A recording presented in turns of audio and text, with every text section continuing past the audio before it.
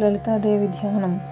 సింధూరారుణవిగ్రహాం త్రినయనాం మాణిక్యమౌళీస్ఫురా తారానాయకశేఖరాం స్మితముఖీమాపీనవక్షోరుహాం పాణిభ్యామలిపూర్ణరత్నచషకం రక్తోత్పలం బిభ్రతీం సౌమ్యాం రత్నఘటస్థరక్తచరణాం ధ్యాయేత్పరామంబికాం అరుణాం కరుణాతరంగితాక్షీం ధృతపాశాంకుశపుష్పబాణచాపాం అణిమాదిభిరావృతం మయూఖైః రహమిత్యేవ విభావయే భవానీం ధ్యాయేత్ పద్మాసనస్తాం వికసితవదనాం పద్మపత్రాయతాక్షీం హేమాభాం పీతవస్త్రం కరకలితలసద్దేమ పద్మాం వరాంగీం సర్వాలంకారయుక్తాం సకలమభయదాం భక్తనమ్రాం భవానీం శ్రీవిద్యాం శాంతమూర్తిం